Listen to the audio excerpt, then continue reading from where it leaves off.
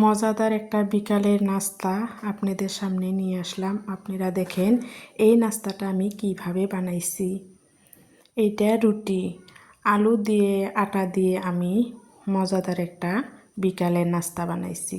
আসসালামু আলাইকুম এভরিওয়ান, আপনারা সবাই কেমন আছেন? আশা করি অনেক ভালো আছেন।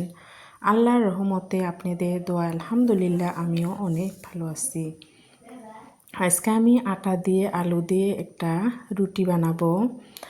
বাচ্চারা তো রুটি খাইতে চায় না, কিন্তু এইভাবে যদি বাচ্চাদের রুটি বানান হেলদি খাবারও হবে, রুটি বাচ্চারা আনন্দ সহকারে খাবে।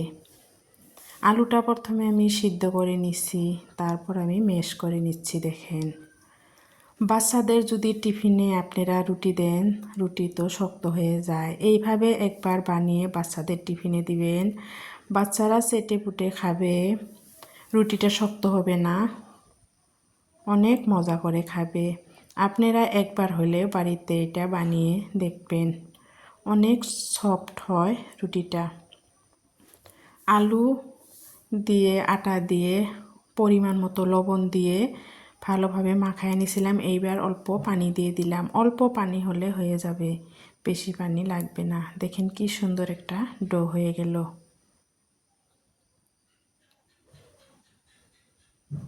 এইবার আমি ভালোভাবে ডলে ডলে রুটি বানিয়ে নিব। তেল ছাড়া যে এইভাবে নরম রুটি বানানো যায়, আগে আমি কোনোদিনও বানাই নাই। একদিন বাচ্চারা টিফিনে রুটি দিছিলাম, রুটিটা অনেক শক্ত হয়ে গেছে, সেই জন্য আমি নিজেই এইটা বুদ্ধি করে আলু দিয়ে একদিন বানিয়ে দিছি, আর রুটিটা শক্ত হয় নাই। বাচ্চারা এখন এরকম রুটি নিতে চায়।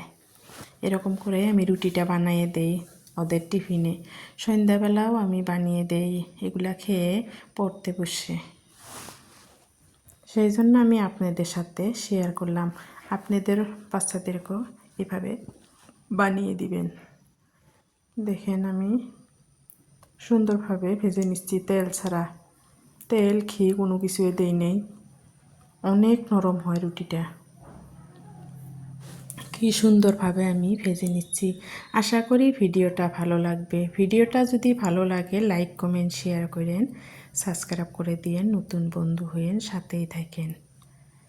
সুন্দরভাবে আমি রুটিটা ভেজে নিলাম। আমার কথার ভিতরে যদি কোনো ভুল ত্রুটি হয় আপনারা ক্ষমার দৃষ্টিতে দেখবেন। আমি ক্যামেরার সামনে এসে অত ভালোভাবে কথা বলতে পারি না, কথা খালি আটকে আটকে আসে, লেগে ধরে। দেখেন অনেকগুলো রুটি বানিয়ে নিলাম। এবার টমেটো সস দিয়ে আমার মেয়ে খাবে। দেখেন টমেটোর সসও দিয়ে দিলাম। আমার মেয়ে খেয়ে অনেক ভালো লাগছে আমার মেয়ের। আপনারা ভালো থাকবেন, সুস্থ থাকবেন। পরবর্তী ভিডিওতে দেখা হবে। আল্লাহ হাফেজ।